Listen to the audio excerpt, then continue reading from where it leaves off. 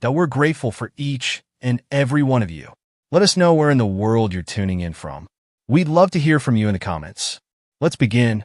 The knife clinked softly against the edge of my plate, the sound almost drowned out by the quiet hum of the evening news playing in the background.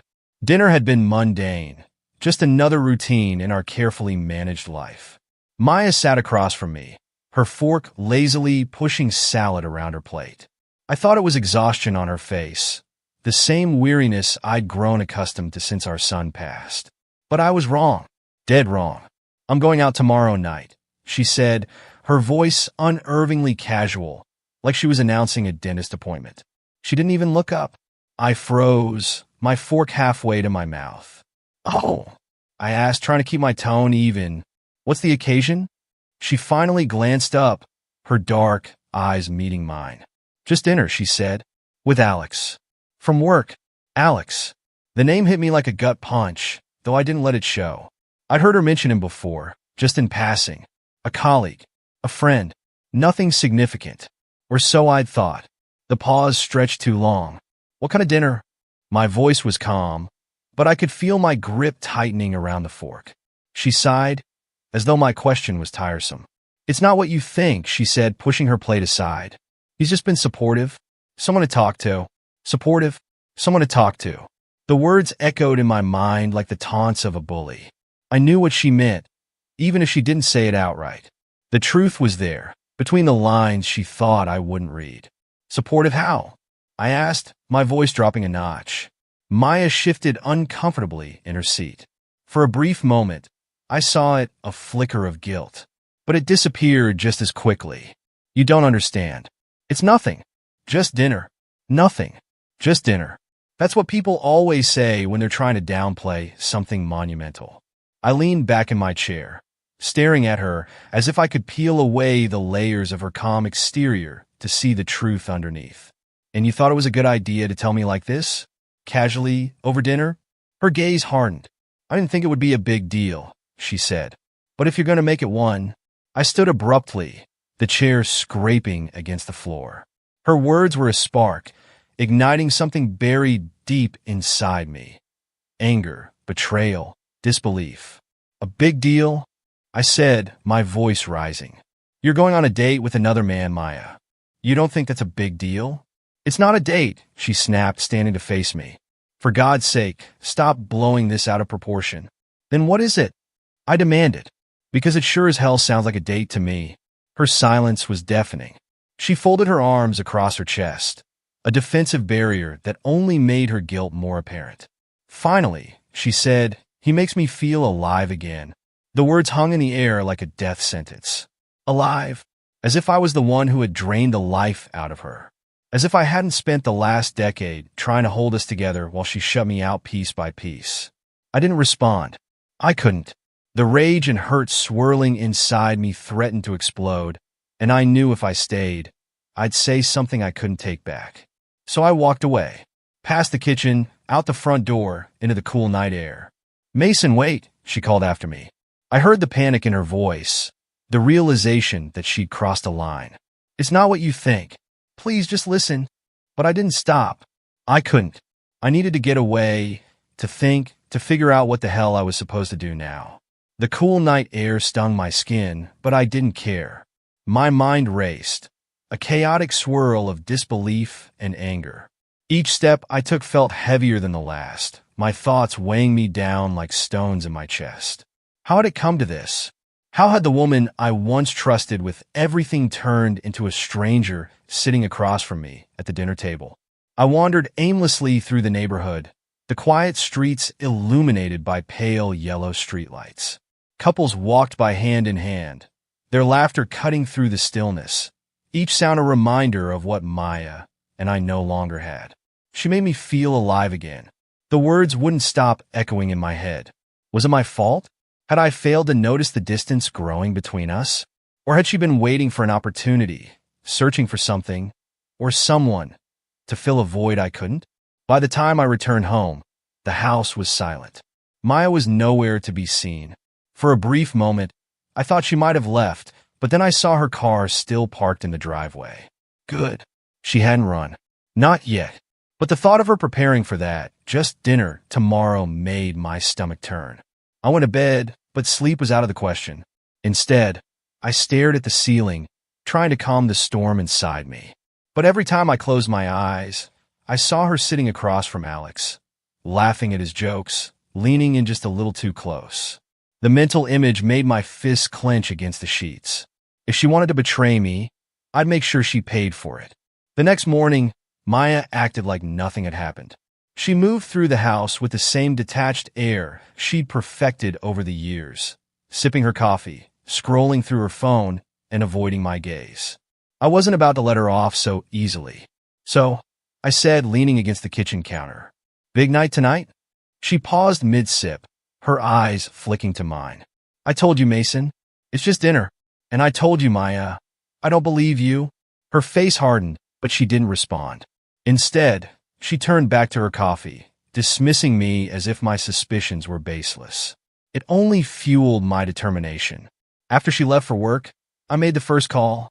My friend Mike picked up on the second ring. "Mason," he said, his tone cautious. He knew better than to expect a casual chat from me. "What's up?"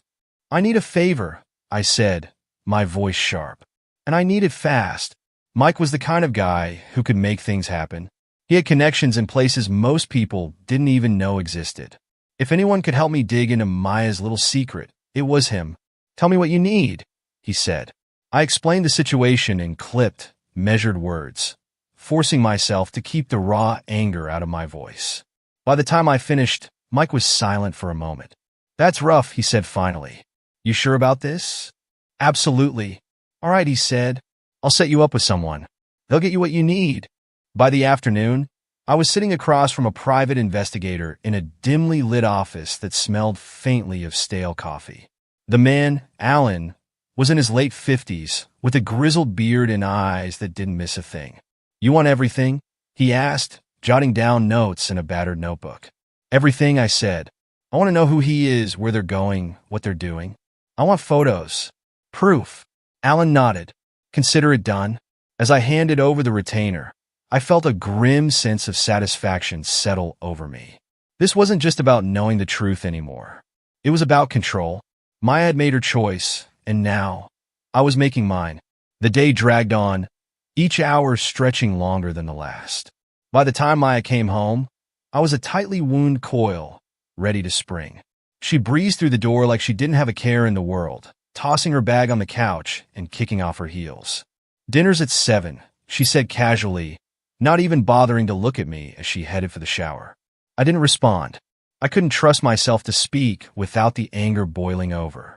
Instead, I waited until she was out of earshot before pulling out my phone and texting Alan. "Track her. Let me know the moment they meet." The reply came almost instantly. "Will do." I sat in the living room, staring at the clock as the minutes ticked by. Maya reappeared half an hour later, dressed to kill in a sleek black dress that hugged her figure. She put in effort. Too much effort for just dinner. "You look nice," I said, my voice tight. She hesitated, her hand on the door handle. "Thanks." And then she was gone. The moment Maya's car disappeared down the street, my phone buzzed. It was Alan. "She's on the move," he said, heading toward downtown. I grabbed my jacket and slipped out the back door. My own car was parked discreetly a block away, a precaution I'd taken earlier that afternoon.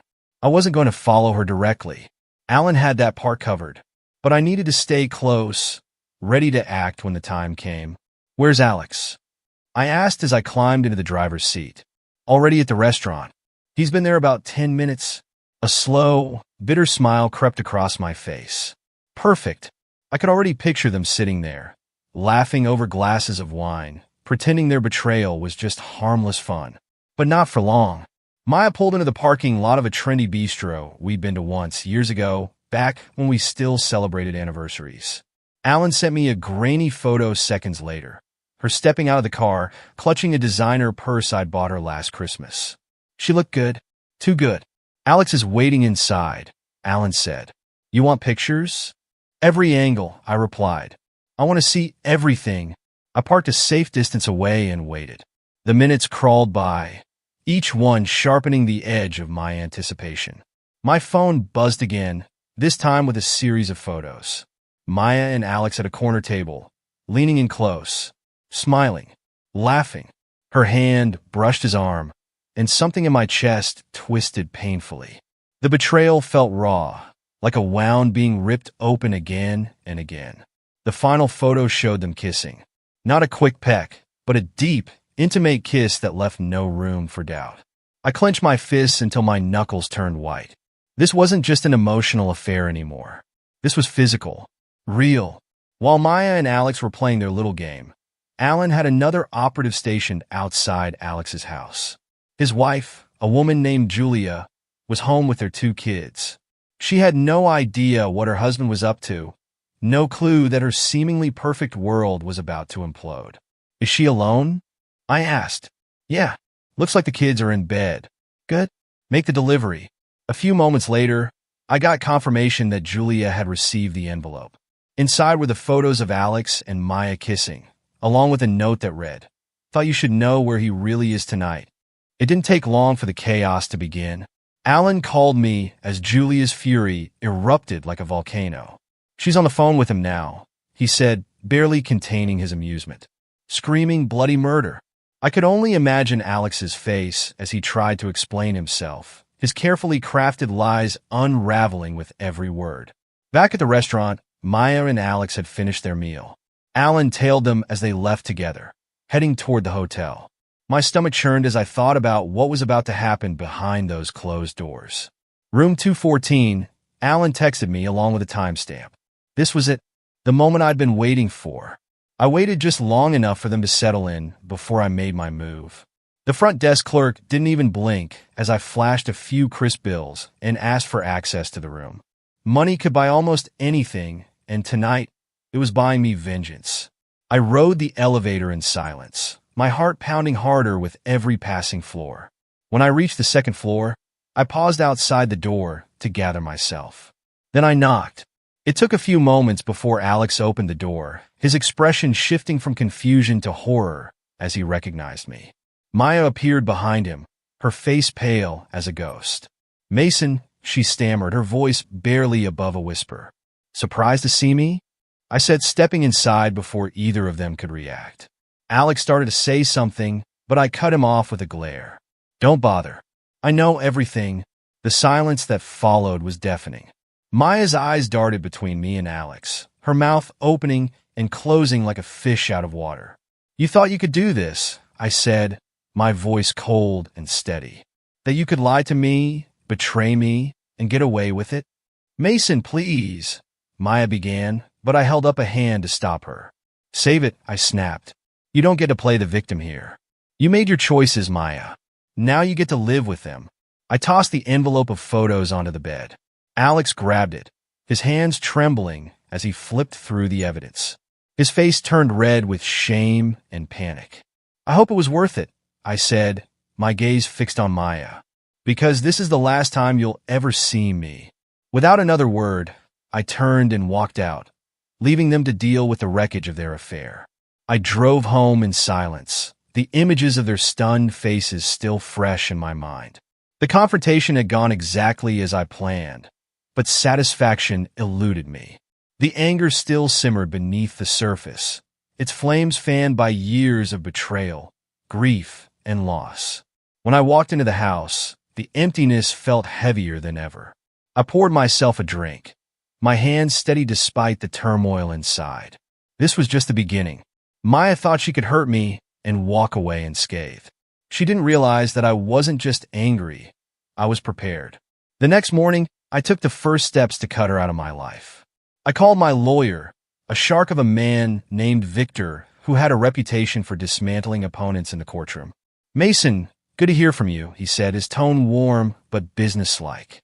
"What can I do for you?" "I need a divorce," I said, my voice cold and clipped. "And I want to make sure she walks away with nothing." There was a pause on the other end. "I take it this isn't an amicable split?" "Not in the slightest." Victor chuckled darkly. "All right, let's talk details." While Victor began drafting the divorce papers, I turned my attention to Alex. His life, his family, his career, they were all fair game now. With Alan's help, I compiled a dossier of incriminating evidence, financial records, questionable business dealings, and of course, the damning photos of him with Maya. The first blow landed when I sent an anonymous email to his employer. Attached were the photos, along with a detailed account of his inappropriate behavior with a colleague. The corporate world didn't take kindly to scandals, especially ones involving married employees. By the end of the week, Alex was placed on administrative leave. The second blow came when Julia, his wife, filed for divorce. I heard through Alan that she wasn't wasting any time. She'd taken the kids and moved in with her sister, leaving Alex to stew in the ruins of his suburban dream. Good. He deserved it. Maya was more predictable than I anticipated. By the time she realized I wasn't coming home that night, or the next, she began bombarding my phone with calls and texts. Each one alternated between anger, guilt, and desperate pleas for forgiveness.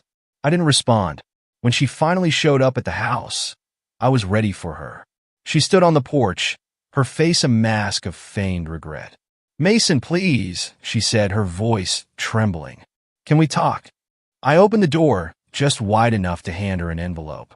"This is all we have to talk about," I said, watching her expression crumble as she realized what it was. "Divorce papers?" she whispered, her hands shaking as she clutched the envelope. "Mason, don't do this. We can fix this." "There's nothing to fix," I said, cutting her off. "You made your choice. Now live with it." Before she could say another word, I shut the door in her face. The divorce proceedings were brutal, exactly as I planned. Victor left no stone unturned, using every piece of evidence I had against Maya to paint her as the villain. Her affair, her lies, her detachment, it all became fodder for my case. She fought back, of course, trying to portray herself as a victim of grief and emotional neglect. But the photos of her and Alex at the restaurant, combined with evidence of the hotel booking, left her with little ground to stand on. The courtroom battles stretched on for months. Each hearing was another opportunity to chip away at her defenses, to ensure she walked away with nothing but regret. By the time the final ruling came down, the judge had awarded me nearly everything: the house, the business, the majority of our assets. Maya was left with a meager settlement and no leverage to appeal. The day the divorce was finalized, I stood outside the courthouse, watching as Maya walked away. She looked smaller somehow, her shoulders hunched and her steps unsteady. For a fleeting moment, I felt a pang of something close to pity, but it passed quickly, replaced by the cold satisfaction of knowing I'd won. I didn't look back as I left. There was nothing left for me in that chapter of my life. The weeks that followed were a blur of work and solitude. I threw myself into my business, expanding it further than I'd ever imagined. The focus kept me grounded, giving me a sense of purpose as I rebuilt my life from the ground up. Friends and colleagues noticed the change in me. Some were supportive, others wary of the cold, detached man I'd become. But I didn't care. I didn't need anyone's approval. All I needed was the peace I'd fought so hard to reclaim. Months turned into a year. The anger that had once consumed me began to fade, replaced by a quiet sense of closure. Maya's calls and messages had stopped long ago, and I hadn't heard a word about Alex since his life fell apart. The silence was welcome. One evening, as I sat on the balcony of my new penthouse, a glass of whiskey in hand, I allowed myself a rare moment of reflection. I'd won. The life Maya and Alex had tried to steal from me was now nothing more than ashes at their feet. But there was no joy in victory, no triumph in revenge. Just a hollow kind of peace, the kind that comes from knowing the war is finally over. And that was enough. Life settled into a strange rhythm in the months following the divorce. While I'd regained control over my finances, my home, and my future, I couldn't shake the faint echoes of everything that had happened. Winning wasn't a victory, it was survival. Maya tried to reach out one last time, a desperate voicemail left in the dead of night. I played it once, the faint tremble in her voice betraying her defeat. "Mason, I just need to talk. Please. I don't know what to do anymore." I deleted it before she could finish. There was no point in revisiting a past I had scorched to the ground. Work became my sanctuary. My company expanded aggressively, swallowing up smaller firms and staking new claims in markets I hadn't considered before. With each deal closed, I felt a fleeting rush of accomplishment. But as the dust settled, so did the emptiness. On paper, I had everything: wealth, status, power. Yet, I couldn't ignore the quiet voice in the back of my mind, the one that questioned whether it had all been worth it. Was I better off now, free of Maya and her betrayal? Or had my revenge come at the cost of something I couldn't reclaim? One afternoon, Alan called with an update I didn't expect. "Thought you want to know," he said. "Maya's been evicted from her apartment." I paused, the news landing heavier than I anticipated. Evicted? Yeah. Looks like she couldn't keep up with the rent after the divorce settlement dried up. Last I heard, she's staying with a friend, barely getting by. I didn't respond immediately. Part of me wanted to feel triumphant, to relish in the poetic justice of her downfall. But instead, there was only a dull ache, a reminder of how far we'd fallen from the life we'd built together. Alan continued. "She's been reaching out to people trying to find work. Not much luck. Word about the affair spread farther than she thought." I ended the call shortly after, my mind clouded with thoughts I didn't want to entertain. Maya's collapse was inevitable, but knowing about it didn't bring me any closer to peace. One night, I found myself going through old photo albums I hadn't touched in years. There we were, Maya and me, smiling and carefree in the early days of our marriage. Our son, his small hands clutching mine as he beamed at the camera. I closed the album abruptly, unable to look any longer. Those memories belonged to a version of me I didn't recognize anymore. A man who believed in unconditional love, trust, and happy endings. That man was gone, and perhaps that was the real casualty of it all. Time, as they say, heals all wounds. I wasn't sure if I believed it, but I started to find solace in small things. Late-night drives through the city, quiet weekends in my penthouse, the satisfaction of seeing my business thrive. I even allowed myself to entertain the idea of companionship again, though I remained cautious. Love wasn't something I trusted anymore, but I realized I didn't have to face life entirely alone. Friends and colleagues began pulling me into their circles, introducing me to people who shared similar scars. One rainy evening, I found myself at a quiet cafe downtown, nursing a coffee and lost in thought. The doorbell jingled, and I glanced up absently. My breath caught in my throat. It was Maya. She didn't see me at first. She looked thinner, her face gaunt and her hair tied back in a loose ponytail. She was holding a small to-go cup, her shoulders hunched against the rain outside. For a moment, I considered leaving before she noticed me. But then her eyes met mine, and she froze. "Mason," she whispered, her voice barely audible over the clatter of the cafe. I didn't respond. What could I say? The woman standing before me was a shadow of the Maya I had loved, betrayed by, and ultimately destroyed. She hesitated, clutching her cup like it was the only thing keeping her steady. "I didn't expect to see you here." "Neither did I said flatly, my tone giving nothing away. She looked as though she wanted to say more, but no words came. Instead, she gave me a weak smile and turned to leave. I watched her go, the door swinging shut behind her, and felt nothing. No anger, no sadness. Just a quiet acceptance that our story was truly over. That encounter marked the end of the chapter in my mind. Whatever lingering thoughts or emotions I had about Maya dissipated in the weeks that followed. Life had given her the punishment I hadn't even needed to deliver. As for me, I chose to keep moving forward. My life wasn't perfect, but it was mine again, and that I realized was all I needed